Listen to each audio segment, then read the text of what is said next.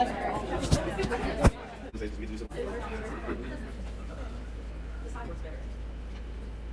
good morning, everyone.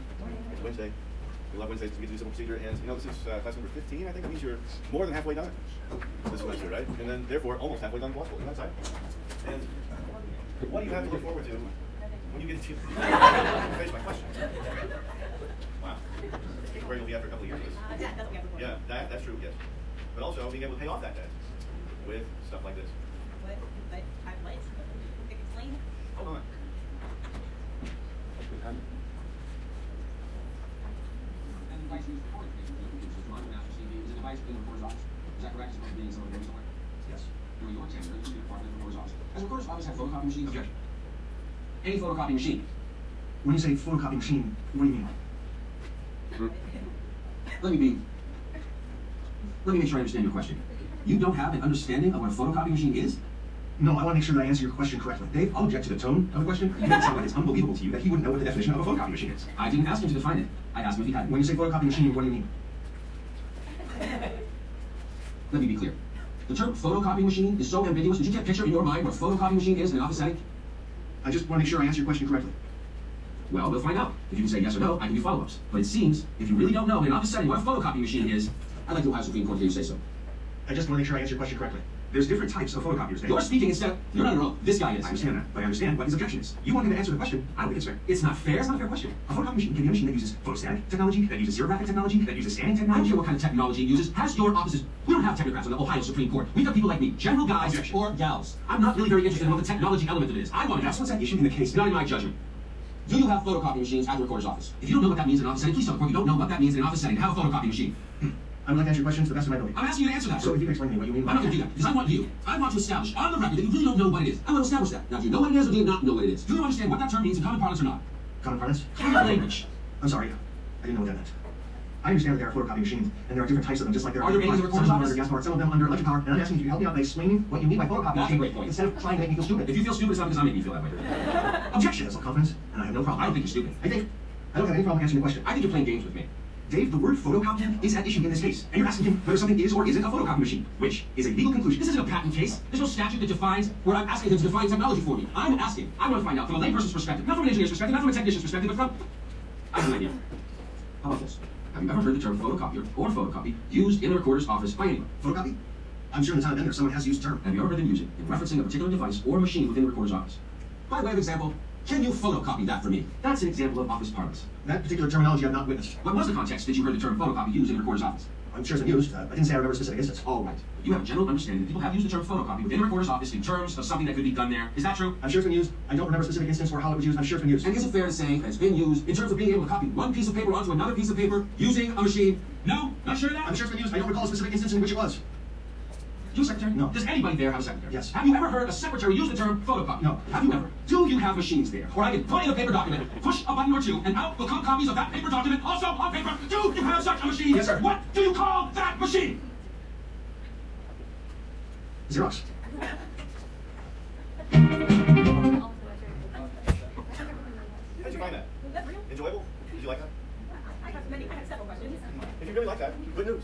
You're going to love being a lawyer and doing civil litigation. Yeah, it's a real transcript. Obviously being read in a dramatic fashion, but it's a real transcript of a deposition. How many of you have ever attended a deposition? A bunch of people, right? So you're going to get basically what happens. You put a witness under oath, and you ask them a bunch of questions. And it is a discovery device, just like all the other discovery devices that we've been discussing for the last couple of weeks, right? Just a little bit more informal and a little bit more open-ended, and you have more of an opportunity to catch a party or a witness saying something stupid in an uncontrolled environment than you would on a written document like an interrogatory or request for produce. But it's basically the same idea, right? Who do you get to depose? Well, bottom lining the rules, you can depose pretty much anybody as long as they're within 100 miles of you. Right? You can depose people that aren't within 100 miles of you by agreement or by other processes that are beyond the scope of what we're going to talk about today. Basically, there is a way that you can get just about anybody's deposition, especially if you're willing to travel. There are some limitations on that. There are some people that are listed, types of people that are listed, prisoners, under 38-2. You rarely run into that sort of. But you have to get a court order for that. Usually not a problem. Noticing these depositions, right? There is a notice on page 527 of your book. That's a pretty standard type of notice. I have one here somewhere that I'll show you in a Kentucky State Court, right? The notice to take deposition is different from a notice motion order, right? You don't ever appear in front of the court when you're sending the notice to take deposition to the other side. This just goes to the other side, okay? So you send that notice to take deposition to the other side. Whoever else is on the case, all the other lawyers that are on the case, all the other parties that are on the case, say, listen, I'm going to take this deposition on such and such day. This is a super simple format, right? The kind that you would commonly find in a state court deposition. You can file it with the court, you don't have to. Again, most of this discovery stuff happens in between the parties, and the court is never involved. Right? It just says the day and time, where it's going to be, who the opponent is, who the witness is, and a copy goes to opposing counsel, and usually you'll see a court reporter copy on these two. Okay? But the notice goes to the court reporter, so the court reporter knows when and where to be, and who's being opposed. Okay? You can, and the thing that doesn't really get addressed in the federal rules, and isn't really addressed in your book, but is a super basic element of practice, is that you don't just go, in most cases, you don't just go sending out notices for whenever and wherever you feel like it to witnesses. And in a lot of places, there are local rules that cover this. Right? That you have to confer with the other side before you just issue a notice and say, here's where the deposition is going to happen. It is not a cool thing to do that, even if the rules, your local rules, permit you to do it. You need to confer with everybody and say, all right, everybody's got busy schedules. You're going to be lawyers. You have a lot to do. And so you need to get everybody on the same page and say, can we all attend at this day and time? If everybody says, okay, then you issue your notice. Do you have to do it that way? Well, unless the local rules say so. No, but as a matter of professional reputation, you want to do it that way. Take these in front of court reporters, well, we know that, right? The woman you just saw in the video that's in there typing and taking everything down, that's your court reporter. Do you have to? Well, not everywhere. You can, and I think the rules, the federal rules contemplate too, you can just take a video deposition. But you do have to notice, you have to put that in the notice if that's what you're going to do. Be careful about, in 30G2, again, this is one of those things I'm sort of cautious about because, you know, best practices are, if you're going to depose a third party, you need to issue a subpoena along with that notice of deposition to that third party, right? Somebody that's not involved in litigation, somebody that's not a named party to litigate. You want to just depose a witness that was there and witness that night when it happened, or somebody who's not suing or being sued, you need to issue a subpoena, and the reason you need to issue a subpoena is because of 30G2, which basically says, if you notice a deposition, everybody shows up for that deposition, and you haven't subpoenaed the witness, the deponent, and the deponent doesn't show up, then you can be on the hook for paying attorney's fees, expenses, and all that good stuff. You don't want that. Yeah. I hasten to add that in common practice, you don't always see these subpoenas being issued for every single deposition. If somebody's agreed to be there, you can usually do it. But best practice is issue your subpoena. There's a difference too, we discussed this briefly, there's a difference between a discovery deposition and a trial deposition. And what you'll commonly see in Kentucky is if somebody is not available for trial, you can notice their trial deposition in advance of trial. And you show up and you basically, it is a little bit more of a controlled environment than a discovery deposition because as you've probably gathered by now, if you haven't seen a deposition, discovery depositions tend to be kind of anything goes, kind of open-ended, and you can ask whatever you want. You want to get the witness talking, and you want to cover lots and lots of stuff that you would not only not be able to cover in trial, but probably not want to. You're not really constrained so much by the rules of evidence in these depositions. They're for the purposes of discovery if it's a discovery deposition. If you're asking open-ended questions, you want the witness to talk, you want to get as much information as you can, so then you can go back and find out all the other stuff about the case that you didn't know before you did that. What can you ask? Well, it's pretty much anything. Pretty much anything, with a few exceptions that we'll get into, but mostly the same stuff that has been governed by 26D this whole time that we've already discussed in the context of interrogatories, request to produce, request to produce, and all these other wonderful discovery devices that we have. You can't ask for stuff that's irrelevant, and you can't ask for stuff that's privileged. If you can act this long enough, you can make just about anything relevant, right? Especially in a discovery deposition. So really the big thing, if you're defending one of these, the big thing you put your ears up for is anything that is privileged. That's where you have to dig in your heels and instruct your witness not to answer the question. What did you discuss with your attorney last night? Don't answer that question. Or you instruct your witness or client not to answer the question. Because that conveys privilege.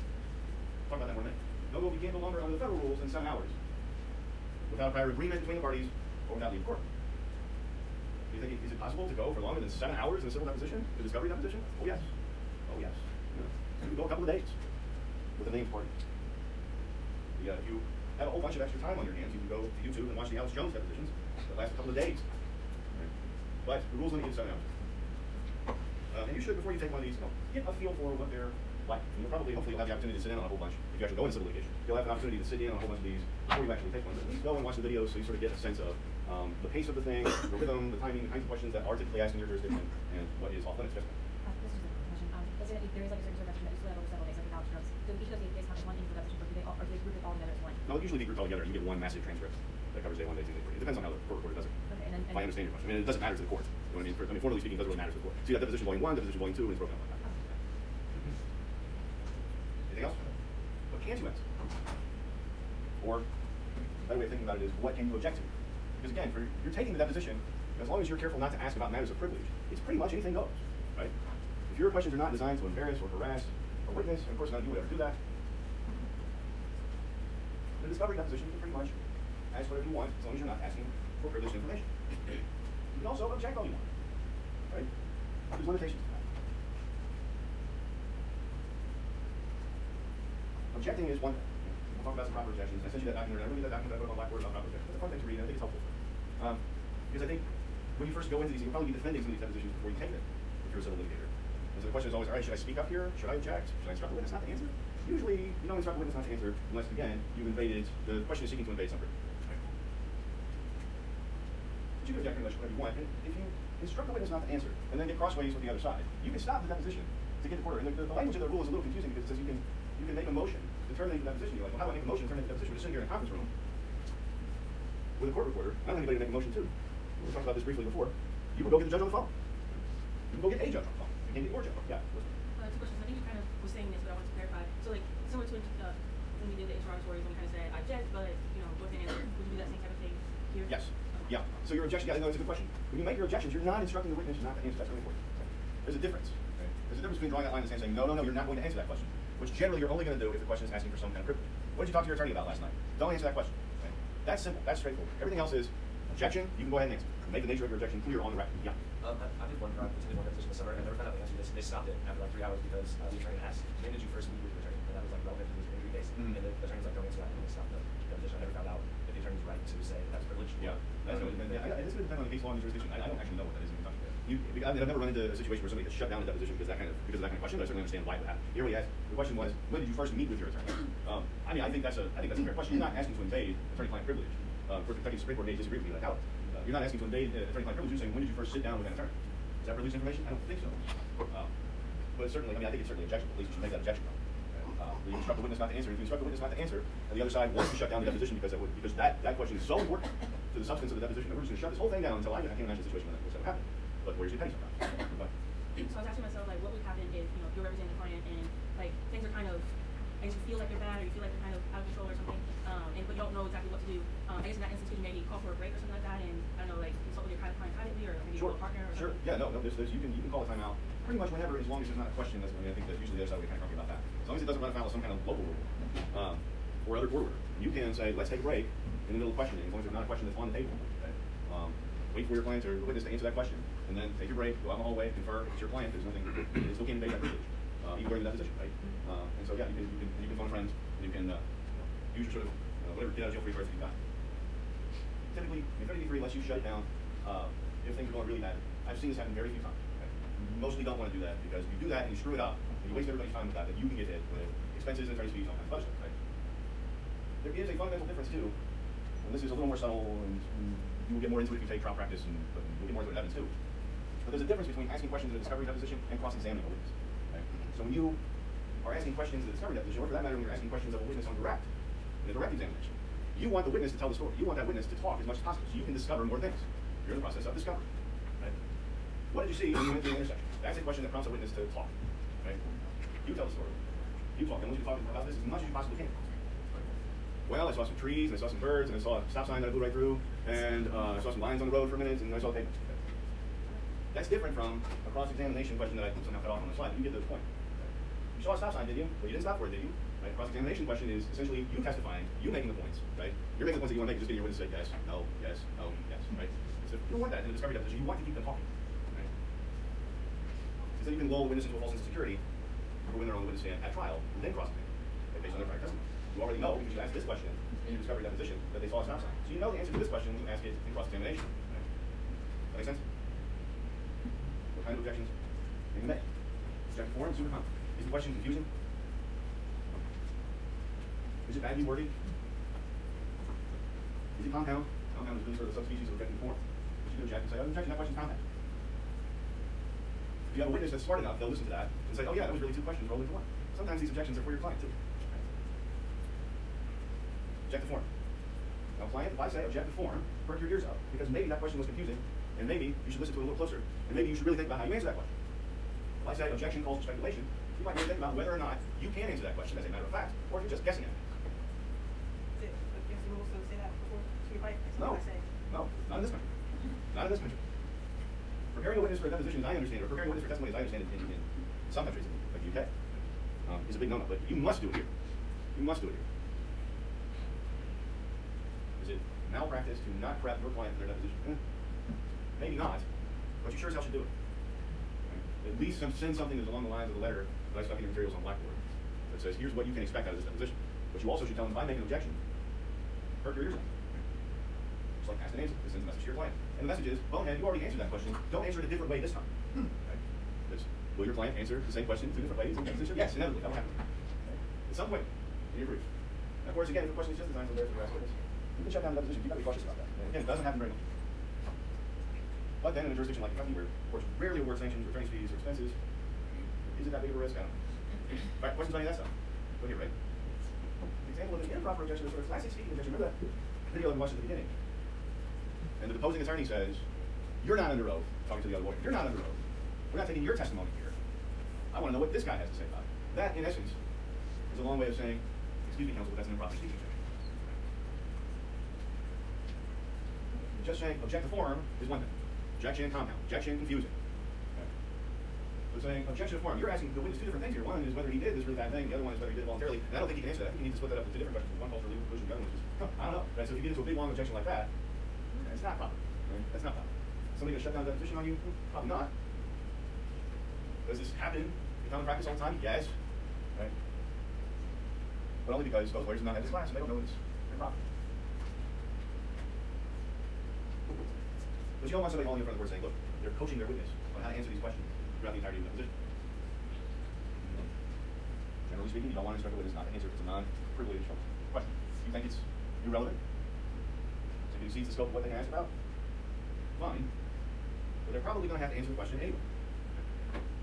Remember, this is just discovery. It's way different from trial and what goes on trial.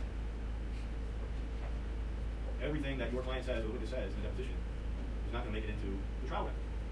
If it does, there's something wrong. Now, if you object to every single question, because that's what your gigantic flagship law firm has taught you to do, every single question, object form, object form, object form, object form, because you think you're doing some kind of record preservation. That's annoying. It's possible that you get sanctioned. But don't worry, your appellate court will bail you out. I think that's the moral here. Where you have an Iowa judge sanctioning a Jones Day lawyer for obstructionist conduct during depositions, speaking objections, and then excessively using form objections. Well, it's hard to see, that's what it says. And then using objections to coach the witness on what to say. This judge gets cranky about it, says those form objections are a waste of time, they're not necessary. And this judge has probably seen this kind of behavior from these lawyers, from this law firm, over and over and over again, and decides to assess sanctions against the senior partner there, to the effect of making her do a video on proper deposition questioning technique. The appellate court later said, you know. All right, 30b-6. That's an important one that's touched upon in the case we read for today. And this is when you want to depose somebody, you're not sure who. This is when you want to depose a corporate representative. When you sue a corporation or a municipality or some other organization. And you say, I don't know who to depose, you pick. Right, to the defendant. You pick. Send me somebody who can testify about the following topic. Here's an example. Right, this is a super detailed one. They don't have to be this detailed, this one has to be. Notice the video deposition, you take a black and white video, you have to say so somewhere, right?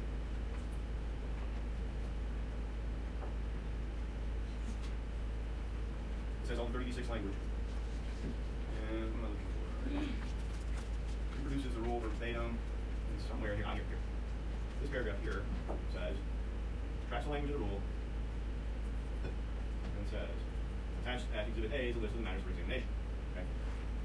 So what's happened here is he sent this notice to the police department. It's a standard notice, and then there's an Exhibit A attached to it that says, I need somebody that can testify about all these things. And you're saying on the other side, like, well, we don't have just one person that can testify about all those things, so maybe you designate 2 or 3 people. Okay, 2. You can depose more than one person. Say again? You can depose more than one person at the same time? Not at the same time, but successive depositions, right? You might do it all on the same day. Yeah, these can be 30 minutes, they can be 7 hours, they can be 7 days. It depends on what the witness has to tell you. Yeah. So will whoever you send to the police department, will they tell you, like, we're going to send this person to talk about 1 through 5, this person to like? Yeah, that usually happens just sort of informally. I mean, it may not. You may just show up on the day of the deposition and there's 10 people. Usually doesn't happen. I read it somewhere over there that you're only allowed to depose 10 people. Yeah, that's right. Yeah, under the federal rules, you only get 10 without further leave. That's usually something that's hammered out in your case management plan. And then in the state, I don't think there's a similar state rule. My question would be, if you've got experts, what people in charge of the It depends on what kind of litigation you're involved in. But it's usually not a problem. You need to depose more than 10 people and you go and ask the court, hey, I want to depose 2 more people. Or it happens informally again on the other side. It is a rule that is not often paid attention to. Because again, if you're getting along in the discovery process, the court has no reason to get involved. You can always agree to pretty much whatever. But yeah, the baseline rule is 10 people, not really. If you're doing like mass torts cases or something like that, I can envision cases in which you want to take more than 10 depositions, but I rarely run into that in my own practice. Okay, let's do this a little bit. I asked for volunteers the other day, and many of you were very generous in volunteering, so many that I actually had to turn some volunteers away, and we still ended up with 2 teams to do this stuff. So let's see. Brittany, I'm going to put you in the hot seat. Morgan, come down right here, and Joe, come right here, please. I hate it. And the scenario that I'm putting down is the same as This, by the way, is the best shout out that you would have, except you also have a court reporter here someplace taking down everything. This is not an uncommon way to see these depositions happen if you've never attended one. We would have a deposition right here in this room. So what's happening here is I've ready to be the defendant in our Floyd versus Hatfield litigation. She is the beer bottle smasher. Surprise. Morgan's going to take her deposition for about 15 minutes. So, and Joe is going to defend the deposition by making appropriate objections at the appropriate time. If you hear an objection that you think should have been made, or something improper, otherwise improper that happens, throw up your hand and we'll stop talking about it. Or do you just have questions? Let's see, what else was I going to say? You've got a detailed outline for your deposition, which is awesome. You should have that when you're questioning a witness. Don't just come in and think, well, this is a discovery deposition, I can ask whatever questions. Definitely have a very detailed outline. Also, don't be afraid to depart from that outline and listen to the answers. I mean, one of the most common mistakes that new attorneys make is in not listening to the actual answers that a witness gives. So you miss this really good stuff because you're so married to your outline that you got to ask this question, this question, this question, this question. Don't be afraid to go off the rails just a little bit, but not too much. All right, Ms. Greenwell, you use right, tell the truth, hold truth, not the truth. Wait, am I Leonard or am I as Brittany? I don't know, whoever. Okay, all right. Mr. McCoy, you right, tell the truth, hold truth, Mr. McCoy. I do. All right, you may proceed. All right, so first, this is just like any other court proceeding. You just got sworn in, so please answer these questions truthfully. Please give me verbal responses. Let me finish the entire question before you give your answer. That way we aren't talking over one another. And then if you don't understand the question, just let me know, and I can either re-ask or rephrase it. So first, we state your full name for the record. Leonard Marie McCoy. When you do that preliminary stuff, get a confirmation from her. Are we okay on that? Do you understand that you're going to stop and ask me if you don't understand the question? Is that okay? Right. And then what is your current address? 100 South First Street. And how long have you lived there? About 5 years. And do you live with anyone currently? My mom. And where have you lived previously? Previously, I lived at 100 South First Street with my wife, but now I live with my mom. Okay, and why did you move? My wife found out about my mistress. And where have you attended school? School. Nail. And what is your overall level of education? What's the highest degree that you've gotten? 9th grade. And have you ever been arrested before? No. Okay. And then have you ever been the subject of deposition? No. Have you ever been involved in any other lawsuits prior to this case, either as a plaintiff or defendant? No. And are you on any medications that impair your memory or impair your ability to testify truthfully to Does Pepto-Bismol count? that? I mean, it does. Have you ever been You didn't treated answer from the question. You didn't answer the question. You didn't get an answer. She did not answer your question. No, it doesn't. So are you on any medications that impair your memory? No. And have you ever been treated for any substance abuse issues? No. Okay. What's that? Because that is a common thing too. You ask the question, whether you want any medications that would impair your ability to testify. Well, what about Pepto-Bismol? And that derails you for a minute. You're like, no, I don't care about Pepto-Bismol. You think a witness wouldn't give an answer like that in a deposition? Wait and see. Although you don't think Pepto-Bismol, you want to God knows what can happen without Pepto-Bismol. But she hasn't answered the question, right? She hasn't answered the question. Don't let that witness off the hook. She says, no, what about Pepto-Bismol? No, Pepto-Bismol doesn't count. I'm going to go on to my next question. She hasn't said whether she's on any medication. I'm sorry. Go ahead. And what have you done to prepare for your deposition? Did you review any documents? Yes. And what documents did you review? Medical records. Have you read any witness statements or seen any evidence prior to this deposition? Objection. Privilege. I'm not gonna answer that. Rephrase it. Have you, well, it's not about conversations with your attorney, it's about reading witness statements and evidence. No. And have you had any conversations with anyone about this lawsuit? Objection. Privilege again. Have you had any conversations with anyone about this lawsuit except your attorney? No. And have you ever met any other witness or party to this case? Yeah, definitely. Can you object to work product?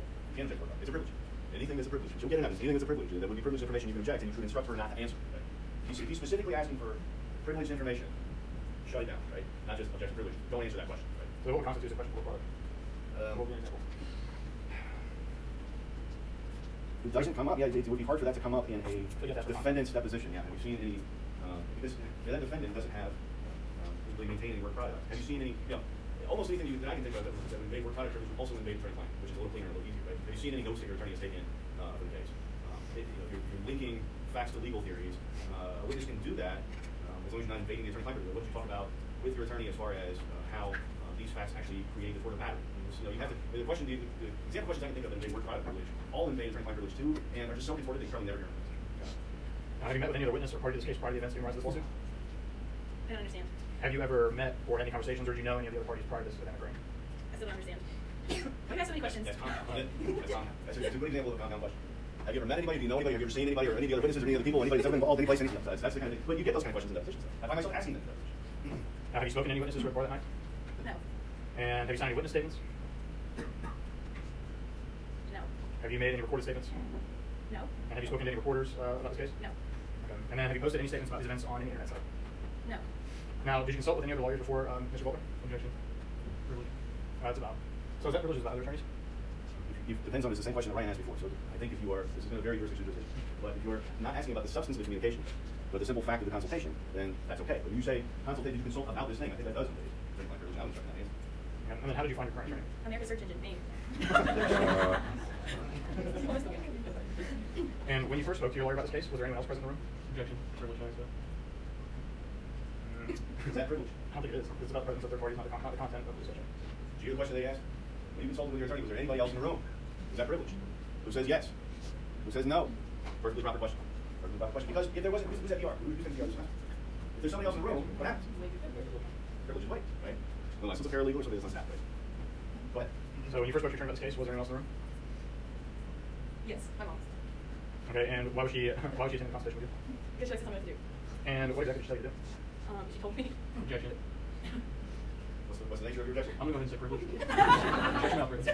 Mother daughter privilege? I don't think you guys have any evidence yet. That's not a thing. Yeah, so I think at this point, this is super uncomfortable, right? You can then get into anything and everything that was said during that meeting, and that's very, very bad for the attorney that's sitting there defending you. So it's squirming and riding in the chair. I made it interesting. But it's not. Yeah, there's nothing privileged about what you're talking about. It's all perfectly proper. So keep going. Yeah. So even so, if you're meeting with your lawyer and your spouse is there, and you and your spouse think that this attorney is representing both of you, even though only one of you is That's not the scenario we have. That's different. Not the scenario. Did your mom yourself? That could be. Yes.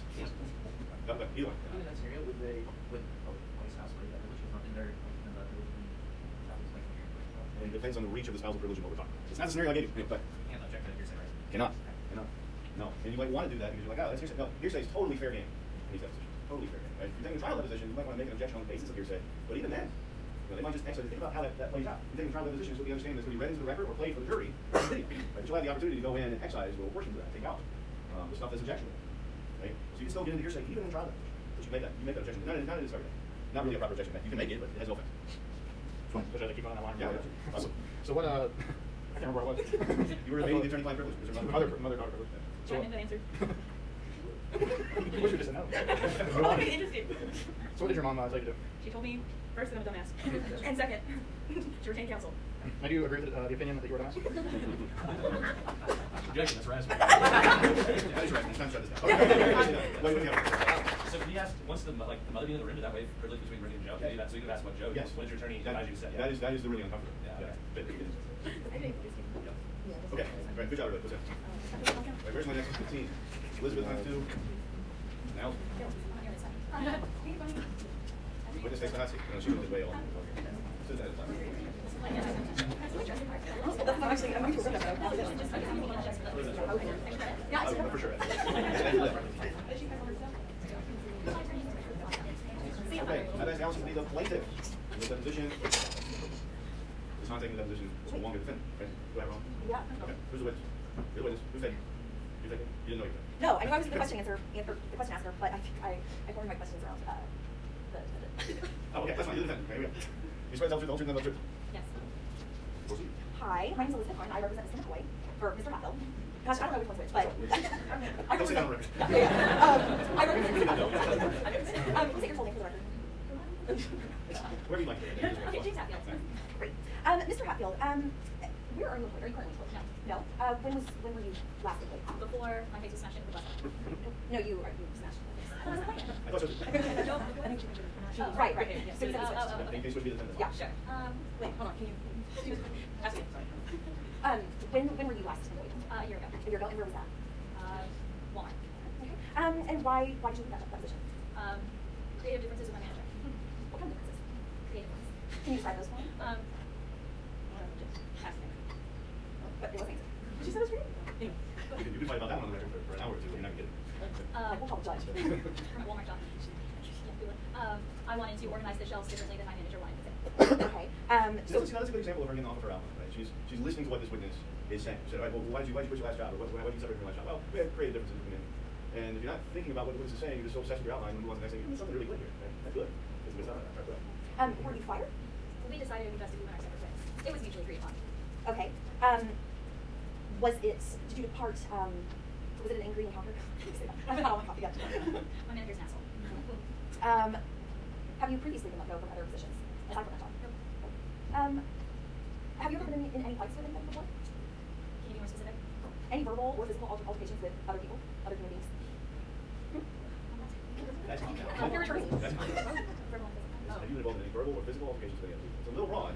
Can you be more specific, right? But it's also not. Have you been in any verbal altercations with anybody in your past? I can't remember any specific examples, but I'm sure. Okay. What about physical? Have you been in any physical altercations with anybody in your past? No. So the night in question was your first physical altercation with another person? I don't believe I have been a physical altercation. Fine, what do you have? I wanted to object to form or something, because like you're asking them to conclude that an altercation, well, it's not like a legal conclusion. Does the attorney have any recourse like should be something to object to. Yeah, you've got lawyer brain real bad. So the objection you would make would have been to what question? Question about whether or not there was multiplication at all? About the form, about the asking to conclude that the multiplication by including the question. No. So you could object to the form on that, but I think it's a pretty straightforward question. You could object to the form, there it is, preserved on record for all time, jurisdiction. I mean, wouldn't that be something that they had already admitted, like probably already asked and admitted in their informal? Well, that could be, and Yeah. if you're going to depose a named party, hopefully you've already done all your Yeah. discovery, and you have that in front of you, and you're going to ask them questions about it at some point later on in the deposition. But think about it this way: if you're asking those questions early on in the deposition before you ever get to that written discovery, and you get an answer that is wildly different at the beginning than what they said in the written discovery, that's good, right? Good for you. Okay, so, do you, how do you cope with stress? I have a stress ball. Do you feel like, do you struggle with anger? No, I'm very peaceful. Do you have a history of violence? No, I'm not feeling Quakers. I object to that because I feel like it's kind of the same questions as have you ever been in a verbal? I think it's a form objection. I think it's a form objection because violence is what's the history of violence. So you can make a form objection, but she understands the question once you get an answer to it. So it's possible to make a form objection just about it. History of violence is somewhat vague, but if the witness understands whatever the witness understands is meaning, you could shorten it or reject it. What do you object the form? What exactly do you mean by violence? Okay? We've already talked about verbal altercations, we've already talked about physical altercations. What are we really talking about? Right? So you might be able to put a finer point on it with your objection and sort of force her into a corner with her question. I mean, Go ahead. so if she was kind of still asking the same type of question, you know what I'm saying? Like if she refined it and it was like, okay, you're still kind of asking that same question that was already asked. You want to make an answer objection? I mean, is it appropriate there? Yes, I don't know if it has been answered, but maybe so. You can make an objection, but just go back. Okay, well, that's okay, we'll move on. Do you get along well with, you got along well with your coworkers in class? Yes. What about your friendships? Have you gotten along, do you get along well with your friends and family members? These are all one objection. That's a compound question. But getting along well, if you really want to nitpick these questions, what do you mean getting along well? What's that supposed to mean? How uncomfortable do you want to make the other way? How long do you want to be in this deposition? Is often the question that drives these form objections. And she's supposed to answer with all these So that's it. objections. So that's it. It's very popular. I have a wonderful personality. All right, can you tell me about your history of alcohol? I am aware of its existence. Okay, when was, how old were you first time that you, so first time you had an alcoholic beverage? I think the law is 21. But how old were you? The law is 21. So this is legal, right? Right, 21. Okay. And have you ever engaged in binge drinking? That's been tricky. Binge drinking is, okay, watch it. You ask questions. Have you, So when something like that comes up, have you ever heard the term binge drink? What do you understand binge drinking to mean? Have you ever heard the same kind of stuff we're talking about with photocopy? In common parlance, what is binge drinking? What does that mean to you? That's how you turn it back on, if they ask you a question like that, turn it back on the witness. You say, all right, what does binge drinking mean to you? Have you heard that term? Have you ever engaged in anything that you would call binge drinking? have you ever engaged in anything you would call binge drinking? Does St. Patrick's Day count? Then you want to talk about St. Patrick's Day. Like, that's what that witness is telling you. Like, okay, let's talk about St. Patrick's Day. What do you want to know specifically? Yeah, that's good. Okay, so when you drink, what's your beverage of choice? What do you enjoy drinking? Tequila. And how much of it do you drink at a time? How much do you drink at a time? That's one question. So object to the form of that question today. When are we talking? On a typical night that you drink tequila, how much do you drink? It depends On what? on what day it is and what kind of mood I'm in and where I'm at and what I'm doing the next day. Okay. So what kind of mood would you be in to cause you to drink more or less? Happy. So when you're happy, you drink more? Yes. Okay. When you're upset or sad, do you drink more? No. Okay. And so when you're happy and you drink more, how much do you drink? You can object the form and then take it to your witness. If you know how to answer that question, go ahead and answer it. What was the question? How much do I drink when I'm happy? Yeah. I'm trying to get at how much. I'm trying to get at her alcohol abuse. Abuse. I would call it abuse. I call it a loving relationship. So. I mean, if you really want to get it done. So first, I think about you. I think you object the form and then that sends a message to your work client. Basically, like, what am I answering? How am I supposed to answer these questions? You can object the form, you can object it. It's vague, it's also translation, all these things. And hopefully, if you prep your witness right, that's going to send a message to her. Okay, I'm going down a rabbit hole here, and if I'm not careful, I'm asking my questions, what you're doing. Then I can lost. If you do, I would walk her back through like factual. Okay, how many drinks have you had this week? How many drinks did you have the week before that? Right? And you start building on factually. And she's not going to tell you she's alcohol. Right. She's not going to sit there and say, yeah, you know, I routinely drink way too much. And you're funny. I mean, no one is on earth is just like, yeah, you know, it's about making it. It's unlike. So you got to walk her through factually. How much is she drinking? How often does she consume? What do you know? What's your average bar? I think that's a bad question. Have you been to any bars this week? How much did you spend? Check it. I was just when she brought up St. Patrick's Day, like you said, well, on St. Patrick's Day, how much did you drink? Yeah, that's the kind of thing. Maybe zero. She's telling you, and witnesses will do that. I mean, they'll give you, little breadcrumbs that you can follow. So she says something about St. Patrick's Day. Like, St. Patrick's Day must be really significant for her. What happened this last St. Patrick's Day? You get that? Yeah. Go ahead. So tell me about the night that you went to pizza. I go to pizza a lot. I like pizza. So what night? On the night in question. On July 31st, 2016. What happened? Yeah, can you describe that night? Yes, I went to a pizza. What time did you get there? In the evening.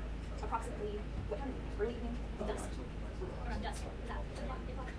So the sun was setting for that day? Sure, yeah, just a second. And did you go alone? I went with a fan club. We got it. If you know your client is perjuring themselves, what do you do logistically? You have to be like, hey, That is a PR question. I can't go into that. If you come to talk to me you can shut it down. Is the short answer. I mean, you can pull your client into the hallway. Stop the deposition. You pull your client over. What the hell are you doing? But you may have to withdraw. That is a PR question. We're gonna go far beyond what I've got in 3 minutes to talk about. Yeah. Same thing if your client's making a point, right? That's the same question I kind of had is that she's being intentionally vague, I think, and then that's making her have to kind of keep, I guess, trying to dig, and it seems kind of You're a hostile witness. right, yeah. But guess what happens when you're really doing this? Sometimes you gotta just sit there as a defending attorney and just take because your client's super annoying. Everything's getting super annoying. It's getting super annoying because they think they're being cute with the other side. That's just part of it. And you pull them again, very right. Pull in the hallway. Like, what are you doing? Just answer the question. Stop trying to be cute. For you, I like the way that you started off that line of questioning where you were. Tell me what happened the night of July whatever. And let her go. Just let her go. This is really that's really the kind of question you want her to answer and just get her talking more than anything else. So don't feel like it's like an exam like a prosecutor, right? You have to hammer them question after question. She'll probably want to tell you. If you just then what happened? Then what happened? Then what happened? Well, you remember next. Get her talking. Okay, good job, everybody. Come and sign out.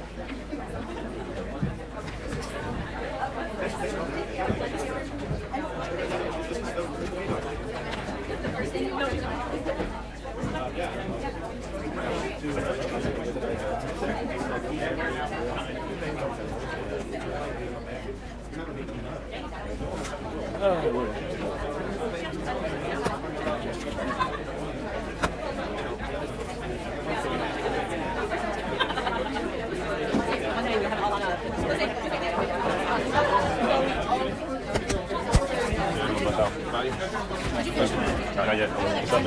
You got in there, man. Books. I see you, man. See you in class.